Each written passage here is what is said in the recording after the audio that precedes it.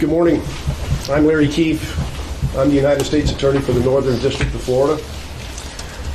3 days ago, after this attack, I made a commitment to the families and to the loved ones of those who were killed and wounded in this attack. I made a commitment that all the resources of the federal government of these United States would be brought to bear, and no expense would be spared, and everything would be done to bring all the resources necessary to promptly investigate this attack.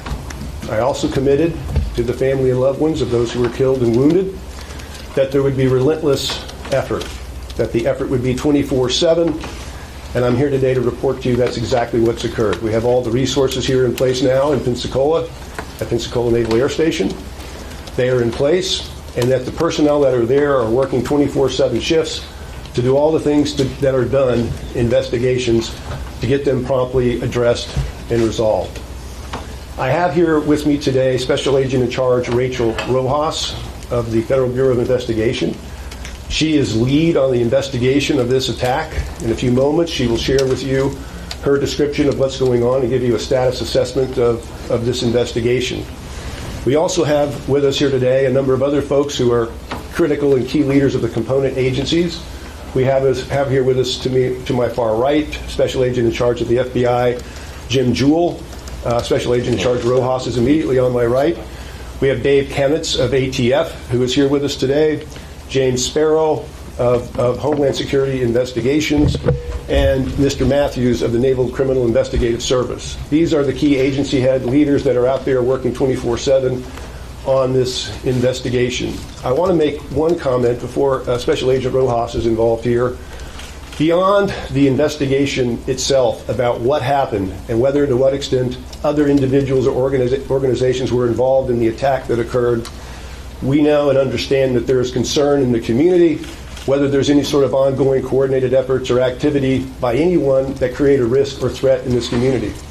And I can say to you, as a lifetime member of this community, that I feel comfortable knowing all the things that I know, with all the sources that I have, which include all of the intelligence apparatus and everything of the federal government, without going into critical detail here at this moment, that I would be perfectly glad for any member of my family to be out in public, going to stores, going to restaurants, and living our lives here in the Panhandle, because I believe, knowing everything that I know, that the community is safe and there's not any sort of immediate direct threat of any additional terrorist acts at this time.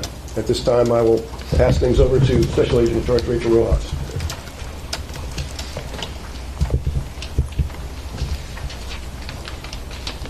Good morning. Thank you, everyone, for being here. Thank you for being patient. I know that you had saw me just 2 days ago, and I do appreciate your patience. But as I said earlier, from day one, this is our chance to get this right. And I'm going to take my time to make sure that I get the information out here as quickly as I can, but I need it to be accurate.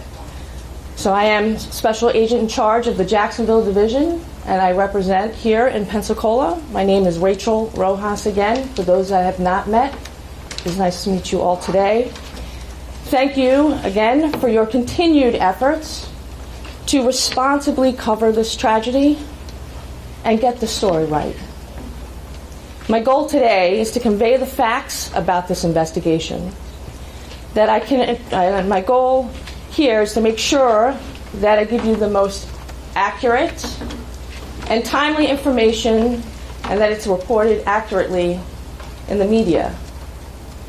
Today we're entering our third day of investigating this horrific attack at NAS Pensacola that took the lives of 3 innocent victims and forever changed the lives of 8 others who are thankfully recovering from their injuries. Last night we confirmed that the shooter has been identified as a 21-year-old second lieutenant in the Royal Saudi Air Force who was a student naval flight officer at Naval Aviation School's command. While there are many reports circulating regarding the shooter's motivation and his alleged activities leading to his attack, I can tell you that we are looking very hard at uncovering his motive, and I would ask for patience so we can get this right. We have received media questions about the disposition of some of the shooter's classmates. There are a number of Saudi students who were close to the shooter and continue to cooperate in this investigation. Their Saudi commanding officer has restricted them to base, and the Saudi government has pledged to fully cooperate with our investigation. I thank the Kingdom for their pledge of full and complete cooperation.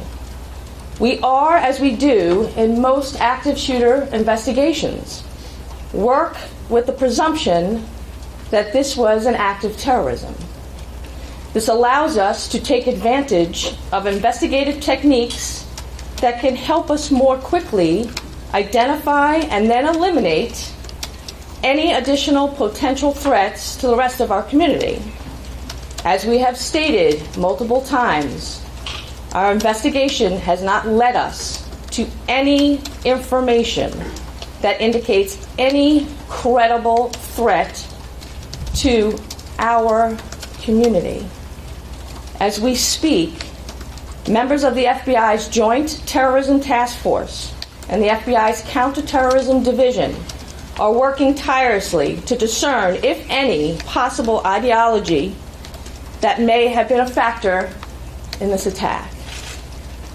But they are working alongside members of our criminal investigative team as well, so we are all on the same page, no matter which direction our investigation ultimately takes.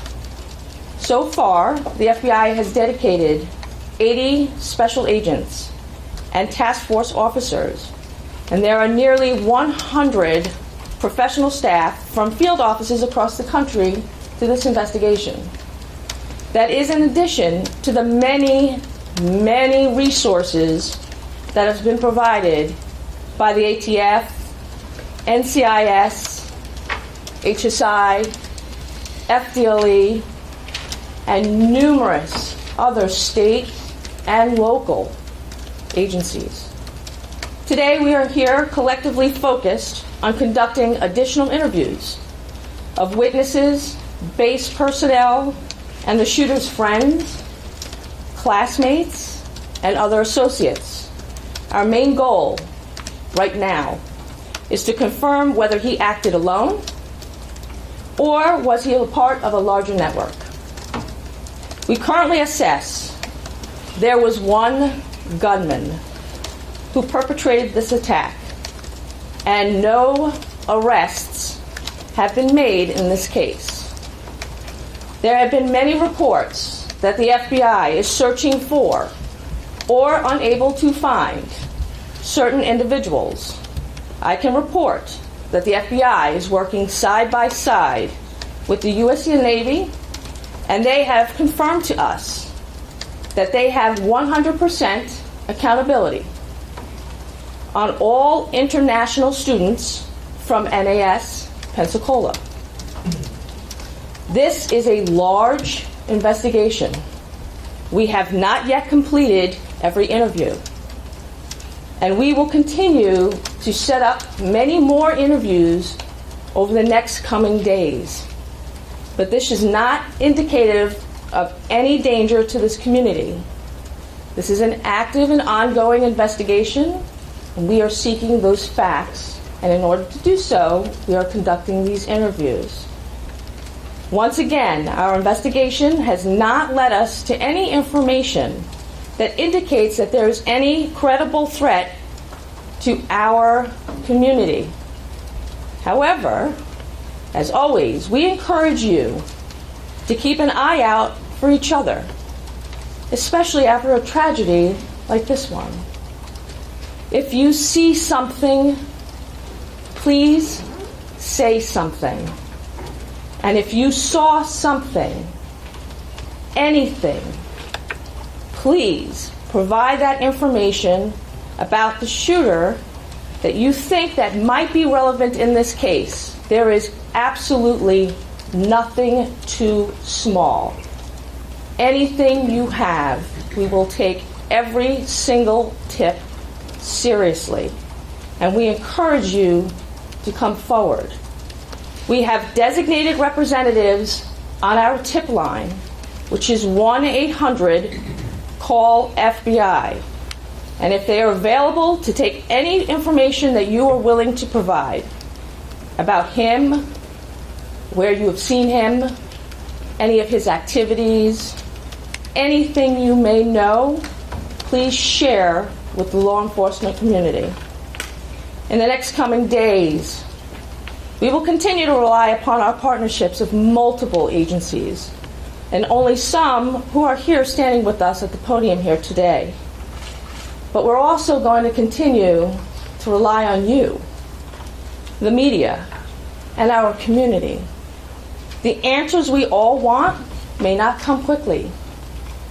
Our experience tells us that it's better to take our time and do this right, rather than to rush and potentially come to inaccurate conclusions. We ask that if you wait for the facts and for us to run down any and all investigative leads so that we can all work together as one to bring justice to the victims, which is why we're here today, is the loss of our victims and those that have sacrificed and their heroic efforts at NAS Pensacola. That's why we're here. So that we can work together for them and now their families. So with that, we'll take some questions. How would you describe your relationship with the local law enforcement, particularly Escambia County Sheriff's Office, who were the first ones on the scene? How critical has their information been from their first moments to where you are today? As I mentioned in our remarks, the relationships and partnerships have been critical, and we are very grateful to Escambia County. And his heroic efforts of his deputies on that day were one of a kind. And we are very grateful for their response. And we thank him every day for that. And we are very fortunate to have wonderful partners at all levels, the local, state, and federal. I can quickly just add one thing, and we'll come back to you. I want you to know a little bit about what's happening out there. Come to the mic. I wanted to share with you a little bit about what's happening out there on the scene, in particular with regard to the mindset or the momentum that we developed when we came and hit the ground federally. Sheriff Morgan, Deputy Chief Deputy Simmons, what the stories that we heard about the heroics of the Escambia County Sheriff's deputies and the military security forces that engaged the shooter, and knowing all the details that we know, more will come out later. It motivated all of us, and sometimes at 3 or 4 in the morning on these 24/7 shifts. But we wanted to salute Sheriff Morgan and Deputy Chief Simmons here today for instilling the culture that resulted in those two folks at their office wading into that gunfire. It was a motivator and still is a motivator for us. Can you talk about the fellow Saudi classmates of the shooter? One, our reporting shows that there was a watch party where mass shooting videos were shown. Can you confirm that that happened? And more importantly, do you believe that those students or anybody knew about this attack beforehand? So as you know, we still have a lot of answers, just as you do out there. There are a lot of answers that I'm not prepared to answer as we continue to investigate. There are several students that are cooperating and providing information, and as we continue to vet those leads, I will provide that information as soon as I can. But I do have to have the integrity of our investigation, so I won't be answering very specifics as I go through that, and we continue to share information if I can and as soon as I can. I have numerous press officers in here to make sure that as immediately as we can get that information to you, we will be sharing it. And there are reports that some are taking videos. Do you believe that there was anything nefarious about any videos that were taken? Again, as much as I would love to answer any questions about the videos or any other presumption information that's out there, my goal is not to continue the misinformation campaign. I'm here to just continue to gather facts There's a lot of review. There's a lot of follow-up information that needs to be done. So as soon as that information has been vetted and is accurate and it can be shared, it will be. Ma'am, can you talk about the purchase of the weapon? Ma'am, can you talk about how the suspect was able to get a hold of the weapon? Again, the gun weapon was a .45 Glock 9mm that has been confirmed. He did purchase it legally and lawfully. The ATF has the process listed on their website. There is readily available public information for you to get that and how they can purchase a weapon lawfully. And it's not just him, any foreign national. Ms. Rojas, you talked about controlling the misinformation. It's a very simple question that can help clear up any misinformation. Did somebody record the shootings that happened? Again, there is obviously a lot of information that needs to continue to be vetted. As you know, this is a Navy base. There are several digital media. There's a lot of teams that are going on the ground. There's a lot of review that still needs to go on as to what happened that day. But you said And as we misinformation. continue to do So if that, it's- we will if it's- do so. If it's misinformation, please clear it up for us. Exactly.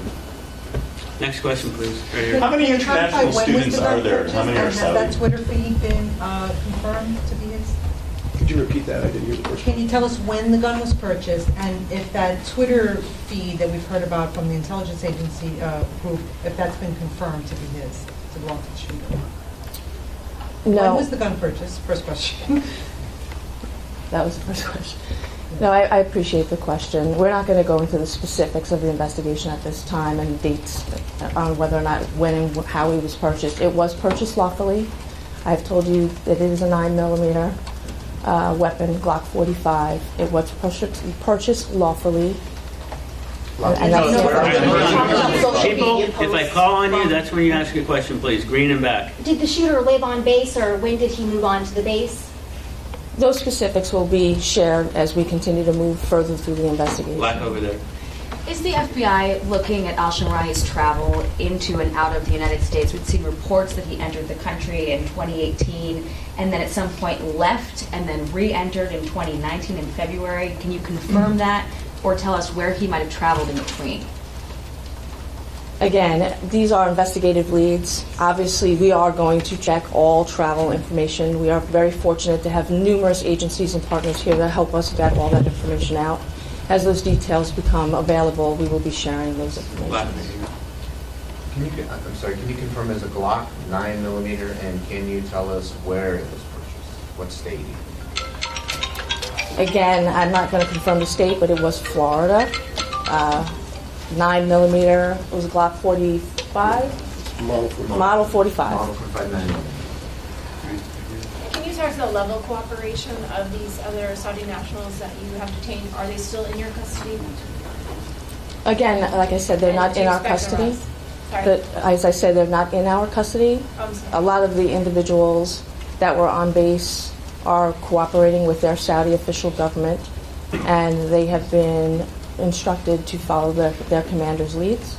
They are on base, and they continue to assist us in answering our investigative questions. All right, gentleman right here was not asked a question. Are you investigating this shooter's background in Saudi Arabia? Do you have agents working with the Saudi Arabian authorities on the ground there? We are working with every single international and domestic partner to ensure that we vet every single lead as necessary. All right, last question in the back right there. Is it true that the Saudi government has offered to pay the victims of these families for their losses? I'm sorry, that has not come to my attention as to what the Saudi government has paid or not paid. I have told you that the Saudi government has pledged their cooperation and their commitment, and they have done so to this date in helping us with the questions and investigative leads that we need to do with the shooter and his classmates and associates. Can you tell us more about what they're doing to All help right, the thank you very FBI? much. So to be clear, you do believe he acted alone at this point? Correct.